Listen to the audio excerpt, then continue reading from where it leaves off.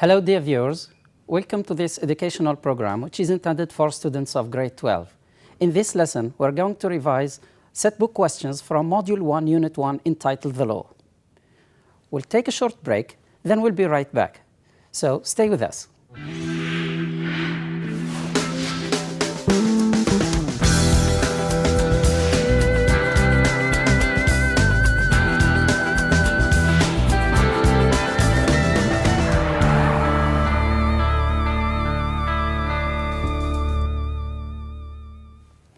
Welcome back, dear viewers.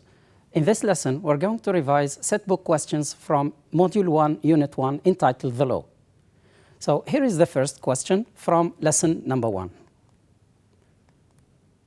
The question reads, what is meant by law? This is asking you to define the word law. By definition, the word law means a set of rules which govern all individuals and organizations in society. Second question, list down some of the basic principles of most systems of laws. Now, to answer this question, what I want you to do is to look at the following illustrations or pictures. These are hints to help you come up with one of the basic principles of most systems of laws. Now, look carefully. We have someone who is imprisoned, who is proven guilty. We have the word not guilty, which means innocent, and we have the word guilty as charged. I'll give you 5 seconds to think about one of the basic principles of most system of laws. Okay? Right. So the answer is an accused person is presumed innocent until someone proves that they are guilty. Here is a second basic principle of most system of laws. It is illustrated through these pictures. The first picture illustrates a man who is trying to steal from another person. And the second picture is that of a hand which is holding a knife. Okay? It represents someone who is committing a crime or trying to commit a crime. Okay? At the bottom, we have a picture which is showing a crime scene. And then we have a globe, which means that we have something happening in different places from around the world. Well, the answer to this is some actions like theft and murder are considered crimes almost everywhere. And this is a second basic principle of most system of laws. Now, the third one, again, you have some hints, some visual cues. Try to come up with one of the basic principles of most system of laws. Now, the pictures are one of a government. The second one is law, police or policeman, and then a judge. I'll give you some time to think. 5 seconds is more than enough. All right. The answer is, in most modern societies, governments make laws. Police and judges are there for law enforcement. They carry out these laws or they put them into practice. Now, next question from lesson 1. You can follow on student's book, page 12 and 13. Why should there be laws in most societies? Okay? I repeat the question. Why should there be laws in society? The answer is, many people would behave badly in the absence of law. And another reason is that without laws, there will be chaos. There will be complete disorder and confusion. The level of crimes and criminalities, the level of violence and aggression will reach unprecedented levels without laws. Law is important because it protects the rights of all people, regardless of their religious or political beliefs and persuasions. The law ensures, therefore, a safe, just, and tolerant society. Next question. Give examples of a few punishments. Well, to answer this question, you can say that individuals who committed murder and theft are sent to prison. For less serious punishment, such as damaging neighbors' property, people pay a fine. Okay, now, next question. How do Islamic values influence the system of laws in Kuwait? This question is asking you to tell the relationship, the link between Islamic values and the system of laws in Kuwait. Well, the answer is the law of Kuwait is drawn from the teachings of the Holy Quran. Okay? Next question. What types of laws are there and what does each deal with? So, there are 3 types of laws. We have criminal law, civil law, and family law. First, criminal law. It deals with murder and other acts of violence and crimes against property, such as theft. Now, the second type of law is civil law. It deals with a wide range of actions, such as arguments between neighbors or arguments between colleagues at work. Okay? And the third type of law is family law. It's concerned with family relationship, such as marriage, divorce, adoption, and the welfare of children. Next question is from lesson 3. What makes cybercrimes more difficult to solve than traditional crimes? The answer is the criminals are invisible. They are hard to track back because they could be operating from anywhere in the world. The second possible answer to this same question is their actions may be impossible to prove. There is nothing physically stolen or damaged. Next question, how do new crimes differ from old crimes? Which means what's the difference, okay, between old crimes and new crimes? Well, let's talk about old crimes first. Old crimes such as theft and fraud.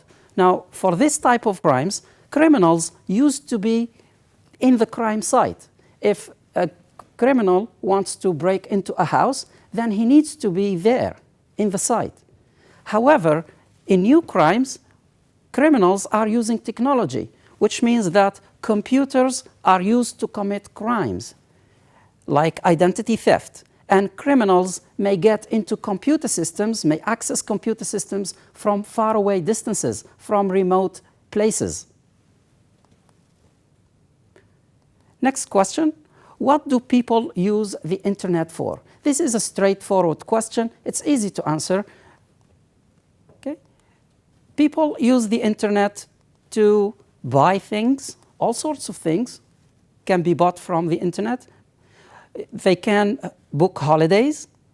They can access their bank accounts in order to transfer money or to pay bills.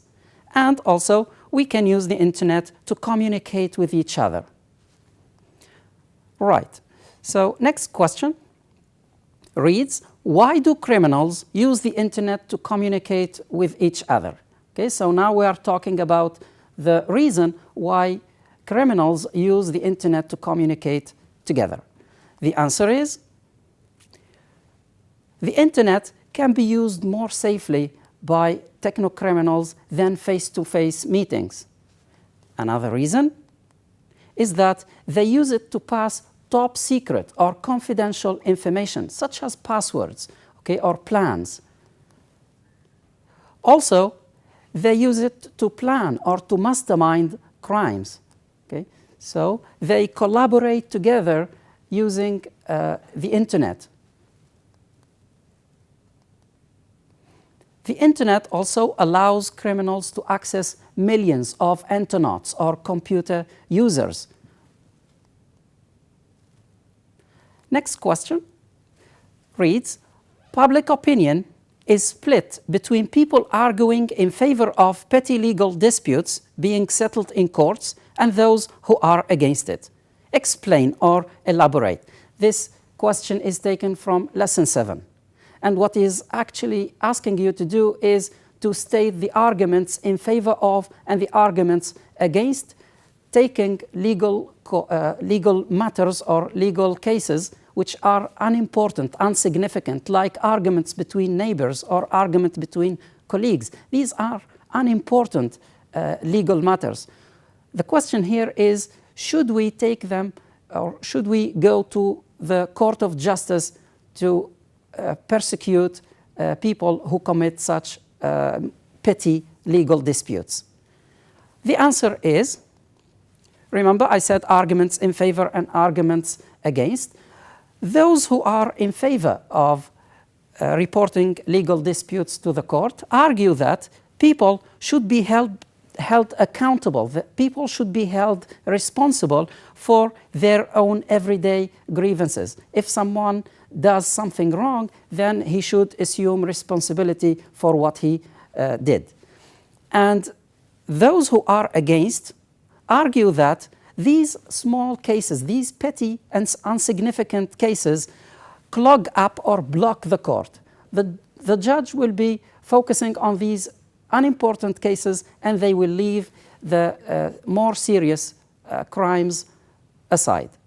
So, dear students, we've finished dealing with set book questions. Now we are going to move and talk about events related to episode 1 from William Shakespeare's play Henry V. First of all, we're going to sum up the major events that took place during or throughout the first episode. Now, the play opens with the following statement. King Henry was considered as the greatest ruler of England. After that, we are told that when King Henry was young, he was known for his ill-mannered and wild behavior. But when he became king, his character, his personality changed dramatically. It changed a lot. He became righteous, just, fair, and also wise, and he mastered the art of eloquence. He was excellent at delivering speeches. This pleased everyone. All his subjects were happy about this, except a few. One of the few people who were not happy with this was the Earl of Canterbury. He is one of the king's advisors. He was scared, or he was afraid, that the new ruler might pass a bill or a law that would decrease or reduce the property of the aristocrats, the property of the wealthy people, of the rich. And therefore, he wanted to come up with a plan to divert Henry's attention. How is he going to do that? So he convinced King Henry that he was the rightful heir to the throne of France. He told him that because he is the son of our great-great-grandmother was Queen of France, therefore he is the next successor to the throne of France. King Henry was unreluctant, he was unwilling in the beginning, but later on he sent a message to the King of France to express his intention to become the King of France. The answer came from the Dauphin. The Dauphin is the eldest son of King of France. Now the Dauphin expressed his refusal and he sent a royal present to King Henry. The royal present is in the form of a box of tennis balls. King Henry knew the meaning of this present. It reminded him of his mischievous past. So he became very angry, he became very upset, and he started the war, or he used this as a pretext, as a reason to start the war or to wage the war against France. Both countries started to prepare for the war, but the French tried to come up with a strategy, with a tactic to stop the war before it even began. They chose 3 of Henry's best friends, 3 courtiers, and they bribed them. They gave them money so that they kill King Henry.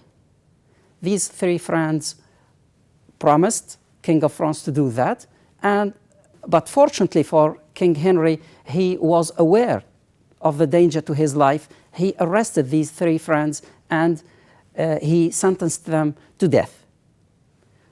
Okay, so these are the major events of first episode of King Henry's play. Now let's move to the questions. Okay, we will understand these events much better when we go through these questions. The first question asks you to compare Henry's character before and after becoming king. The answer is, in his youth, in his adolescence, he was known for his ill-mannered and wild behavior. It means that many people doubted whether he was fit to inherit the throne. They doubted, they were suspicious concerning whether he is fit or suitable to become King of England. He spent much of his time with uneducated people. Also, he immersed himself in futile activities. But once he became king, his character changed dramatically. His personality changed completely. He became righteous, merciful, and remarkably clever. Next question. What are the essential qualities a king should possess? Okay, what are royal qualities? Mention some of them. So we can think of so many qualities a king should have. For example, a king should be righteous.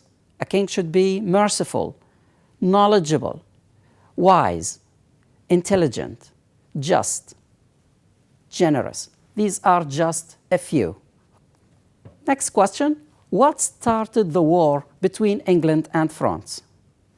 Well, King Henry claimed that he was the rightful heir to the throne of France. This is the main reason. Another reason, which is used as a pretext, okay, to wage the war, is that King Henry was offended. He was deeply insulted by the Dauphin's present. And remember the present, we said it was in the form of a box of tennis balls, which is meant to remind King Henry of his mischievous past. He used the insult as a pretext to wage war against France. Right, we talked about this. Now, next question. How important was winning this war for both parties? By both parties, we mean by both countries. Okay? On the one hand, we have England, and on the other hand, we have France. On the one hand, we have King Henry, and on the other hand, we have the Dauphin, or King of France. Okay? So to answer this question, we know that the war was to determine the fate of both countries. Okay? So it is to determine their destiny, their future, which means that for the French, they were defending their country against the invaders. Okay? Here is a king who is pretending to be the rightful heir to the throne, and he is invading their country. So they have to defend themselves, okay, and defend their future. Losing the war would entail the loss of the whole country. For the English, they were determined to revenge or to take advantage of their king's dignity and self-esteem. Remember that the Dauphin sent a present to King Henry, and he insulted him deeply. And it's the duty of the army to take revenge and to restore the dignity of their insulted king. Right. Now, next question is, what plan did France use to guarantee their victory? Okay. So the French used some strategies. They used a tactic to finish the war before it even started. Right. So first of all, they tried to bribe certain English courtiers to kill the English king. They chose 3 close friends of the king. They gave them money in exchange for their promise to kill the king. Fortunately for Henry, he was aware of the threat to his life. He arrested them and he killed them, and both parties started to prepare for the war. Okay? Now, we finished dealing with the questions. Just remember that these are just some sample answers. So in answering set book questions or literature time related questions in your exams, remember to answer in any way you like, okay? Provided that you write complete sentences, you write meaningful sentences, and write any reasonable response or any reasonable answer, okay? So Dear viewers, thank you very much for your time and attention. This lesson has come to an end. I will be looking forward to seeing you again very soon. Till then, take good care. Bye-bye.